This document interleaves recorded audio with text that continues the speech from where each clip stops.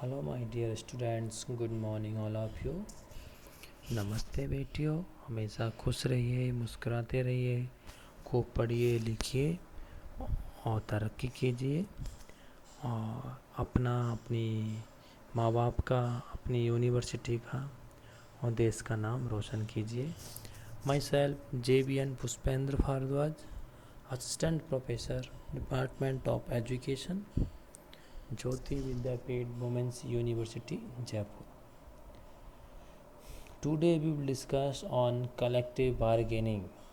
Why? In this topic we will discuss definition of collective bargaining, forms of collective bargaining, main features, etc. Firstly, we will discuss definition of collective bargaining.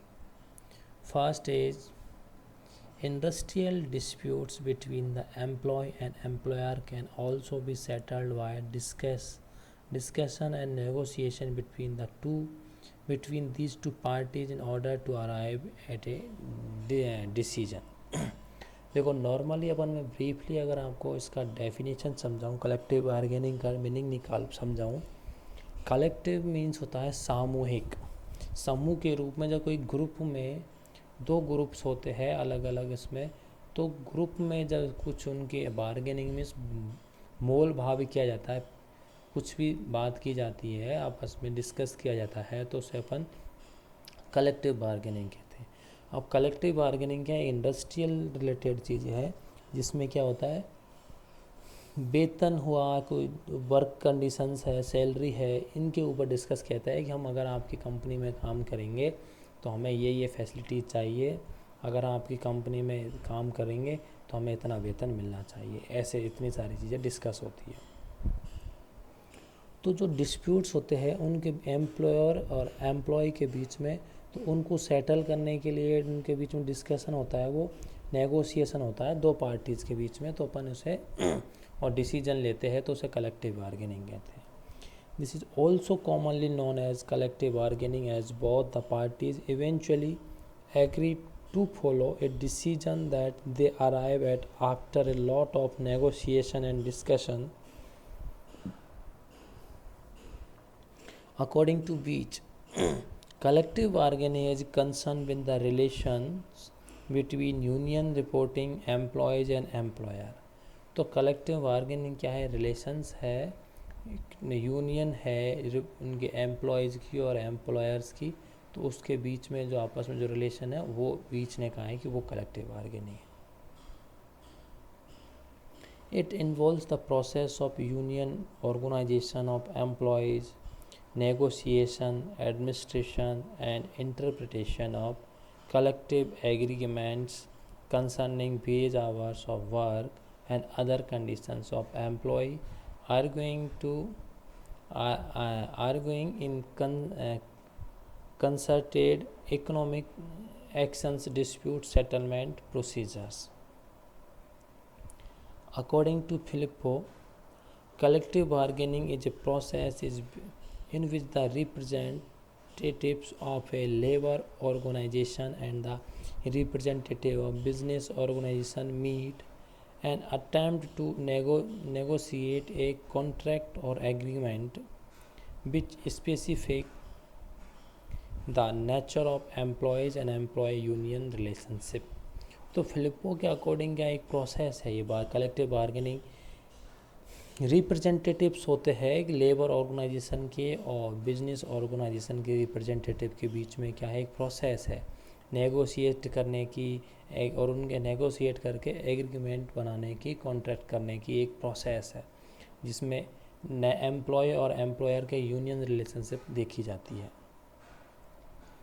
और आगे और अगर और बात करें अपन, collective bargaining is mode of fixing the term of employment by means of bargaining between organized body of employees and an employer or association of employees acting usually through authorized agent.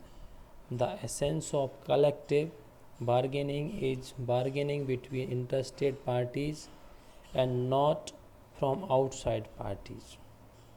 तो ये अपन ने discuss किए कि ये इसके meaning क्या है, इसकी डेफिनेशन क्या है, फिलिप्पो ने क्या डेफिनेशन दी है, वीच ने क्या इसकी डेफिनेशन दी है।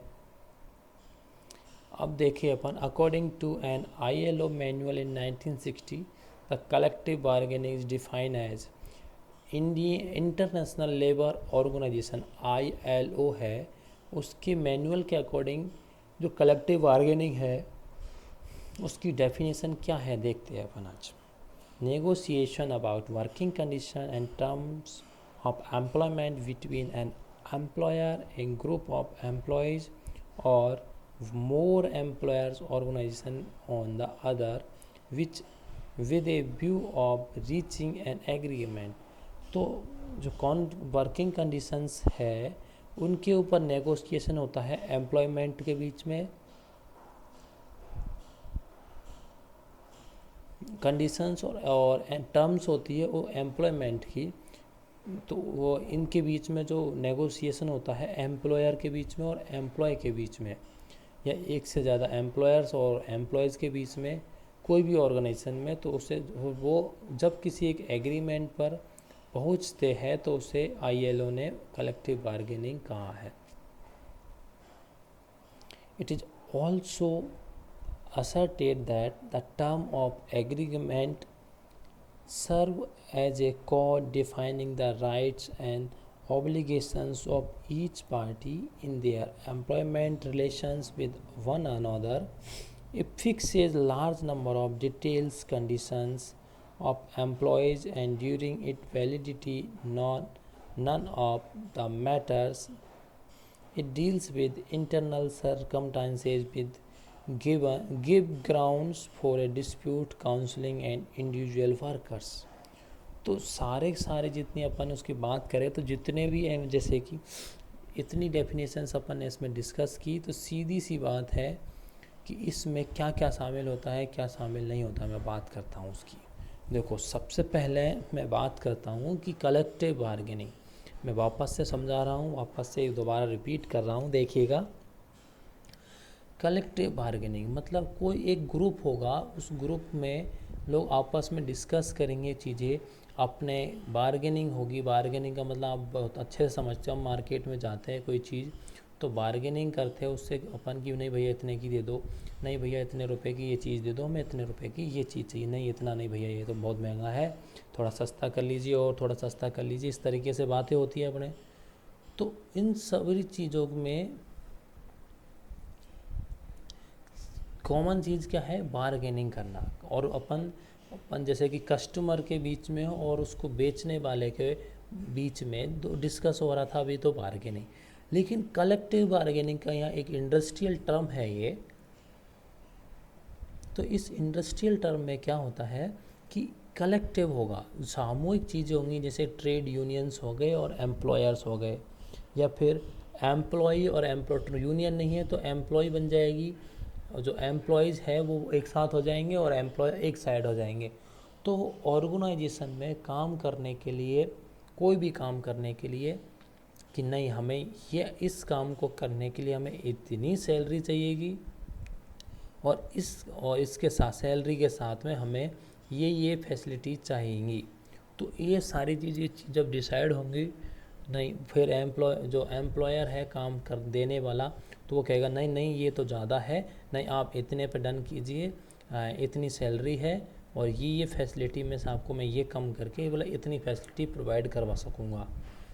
तो उसमें क्या होता है, आपस में वो डिस्कस होता है, डिस्कस करते हैं एक टेबल पे बैठ के, कहीं भी एक राउंड टेबल मीटिंग होती है या कहीं भी बैठ जाते हैं, चाहे वो कैफ़े में ही बैठ के डिस्कस करें, बट एक ऑफिशियल डिस्कस हो चाहे कहीं भी डिस्कस हो, बट डिस्कस होगा वर्किंग कंडीशंस के ऊपर, वर्किंग एग्रीमेंट जो टर्म एंड कंडीशंस होंगी उसके ऊपर, और किन किन के बीच में होगा, एम्प्लॉयर और एम्प्लॉय के बीच में, या फिर एम्प्लॉयर के रिप्रेजेंटेटिव और एम्प्लॉयज़ के रिप्रेजेंटेटिव के बीच में एक जब बार्गेनिंग होगी, आपस में उनके बीच में डिस्कशन होगा, और वो डिस्कशन जब एक कॉन्ट्रैक्ट के बीच में, कॉन्ट्रैक्ट के रूप में या फिर एग्रीमेंट के रूप में पहुंच जाता है, और जब एग्रीमेंट साइन बन जाता है तो एग्रीमेंट हो जाता है, तो उस पर साइन होते हैं दोनों पार्टीज़ के, तो एग्रीमेंट होगा। नहीं,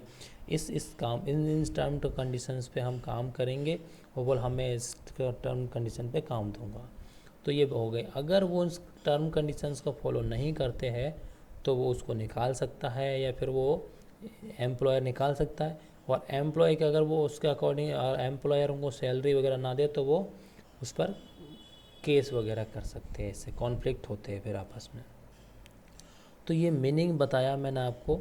कलेक्टिव बार्गेनिंग इन्वॉल्व्स, देखो कलेक्टिव बार्गेनिंग में कौन कौन सी चीज़ें इन्वॉल्व होती है। पहले है, सबसे पहली चीज़ है नेगोशिएशन, नेगोशिएट किया जाएगा आपस में एक दूसरे को। फिर ड्राफ्टिंग होगी, ड्राफ्टिंग मतलब चीज़ें बनाई जाएंगी कि हमें ये टर्म कंडीशन चाहिए, कि हमें ये टर्म कंडीशन चाहिए। हर दोनों पार्टीज अलग अलग टर्म कंडीशन तैयार रखेंगे अपने। Next is administration. अब उस चीज़ को एडमिनिस्ट्रेशन होगा कि इधर एम्प्लॉयज़ के कौन एडमिनिस्ट्रेशन कर रहा है और एम्प्लॉयर का कौन कर रहा है। Next is interpretation of documents written by employer, employees and the union representative. फिर डॉक्यूमेंटेशन, रिटर्न डॉक्यूमेंटेशन होगा एम्प्लॉयर एम्प्लॉय के बीच में और यूनियन रिप्रेजेंटेटिव उनके बीच में। इसके बाद होती है बात organisational trade unions with open mind. Organisation trade unions बनेगा ओपन माइंड, सब कुछ ओपन क्लियरली रहेगा और काम चालू हो जाएगा। तो ये डिस्कस किया अपन ने बच्चों meaning of a definition of collective bargaining के ऊपर। नेक्स्ट क्लास में कंटिन्यू करते हैं बच्चों। Thank you so much, enjoy your day.